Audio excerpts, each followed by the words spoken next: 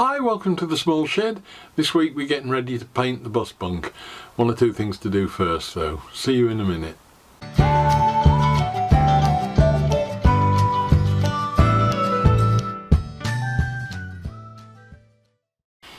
Now obviously we know it's got to be red, but that is a whole can of worms that we've got to unearth this week as to what colour red it is exactly.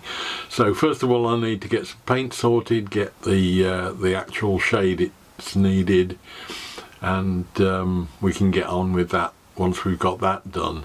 So that's the first thing. The second thing will come later on when we've actually got to find somewhere to paint the bus. So let's first of all see what we can do to actually get the red that we require. Right, now the starting point is that I already got a tester pot from Wilko of a red, which on the face of it looked a little bit too scarlety, but when I put a coat on a piece of MDF it dried out pretty much a reasonable colour, I thought, and even without any sanding or filling, that edge is, with a couple of coats, that edge will be good. So it was quite promising from that point of view. However, I did get into the local recycling place in the very few weeks that we had when we weren't locked down, and I found a tin of vinyl matte in Festival, which is a red, which has turned out to be slightly redder than that, slightly more orange if you like, and it's not quite there, but that was, not only was that £10, which was pretty good anyway for a tin that big, they were also doing a 2 for 1. So for the £10 I bought both the can of red and I've got another can that size of white for the garage walls. So you know, this has cost a £5 for the can, so I'm anxious to try and use it if I can. What I'm going to try, I'm not a great colour mixer or artist in that respect, it's my wife that does the watercolours and the like, but my thought is that if I get some black and dunk into that, it should pull it down, and black probably isn't the right colour to use. Right, now I've got it on good authority from the expert in the family that I don't need black in the red to make it darker. I need blue, because as I found out there, black just makes it look sort of dirty. So I've got some blue. I'm just going to try a smallish smidgen in with a spot of red and see, and yeah, and better still, I've also now got an offcut of the material that my wife is making the quilt for the bed with. There's a matching item to sort of match it to. As ever, the important thing will be to see how it actually goes on a piece of MDF, because looking at the paint itself doesn't always give you much of a chance to know what it's going to be like when it dries. But that is now mixed up and looks a bit more acceptable. That does look rather fierce, that red.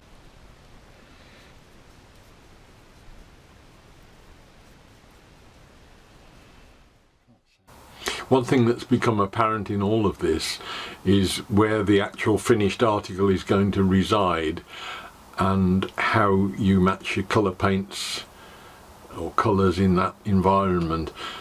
It's noticeable that anything that I've done in the shed and mixed up and painted as a test piece, when you take it somewhere else, albeit in the conservatory or even in the garage, it's, I won't say totally different, but it is certainly a different shade to the eye.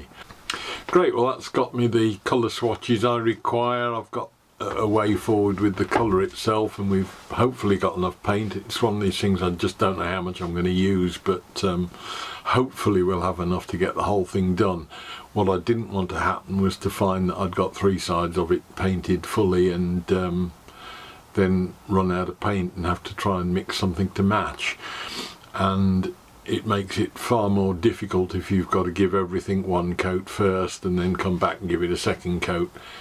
And again, I don't know how many coats it's going to need, so we'll find that out when we start painting. And that brings into question the next problem we've got, and that is where we're going to paint it. So let's go and see what we can do to sort something out for that. Now I've got to the point where I want to paint the bus. I've cleared up the garage at long last, got most of the stuff out of here, got all the dust out that I can relatively easily get at.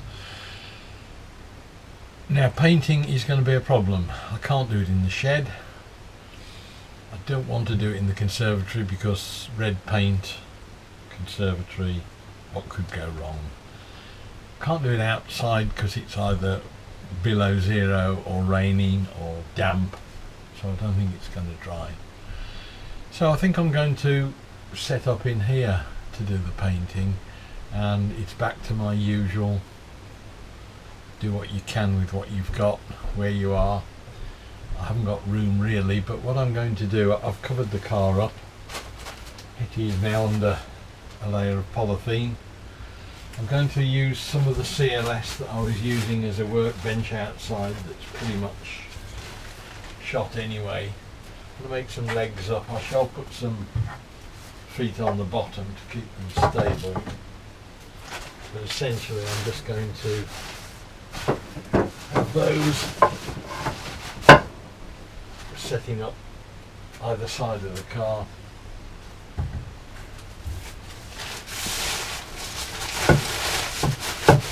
Should be reasonably well self-supporting once they've got feet on. I'll screw a piece on top like that. That will give me a support at each end of the car, and then again length of CLS down. So essentially I'm going to have the same thing as I had outside, a workbench type thing, platform, but once it's all screwed together. It's only temporary, but it should give me a reasonable 8x4 area to work on to paint the sides, and it will also be like a drying area as I paint the primer and that on smaller pieces, and just lay them all out, get them to dry in here. It's not cold in here, it's got the vent from the tumble dryer coming into here, it's got the boiler in here, so it should dry well enough out here. So that's the job for the morning. We'll get on with that.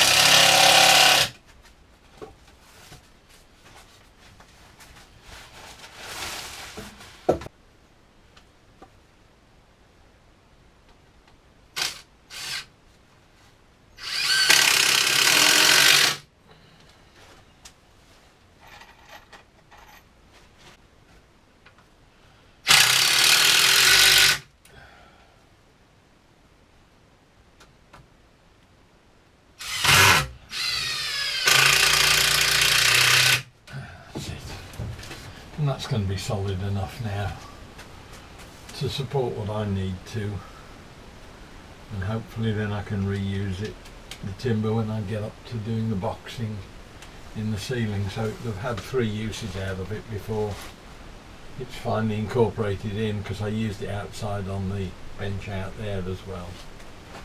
So it's not going to owe me a lot by the time I've finished.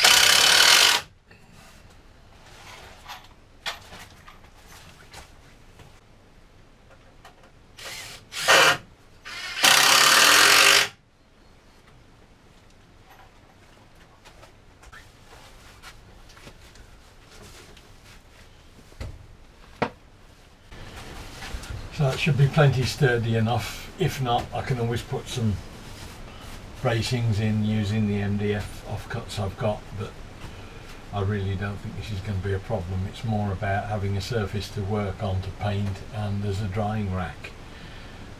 So we'll get the paint out and start and get priming.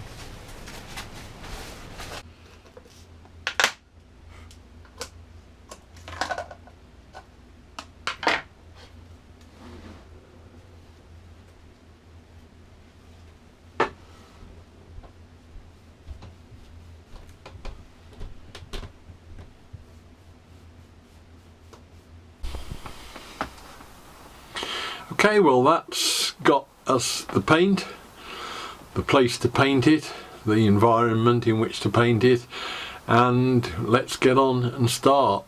Now next time I will actually be dealing with the painting and all the various sort of treatments I'm giving it to get to the finish I need, but at least now we've got somewhere that's a controlled environment we can get on and get it sorted. I hope this was of interest, and I look forward to seeing you next week. We'll be doing something different, I hope. I'll see you then. Bye!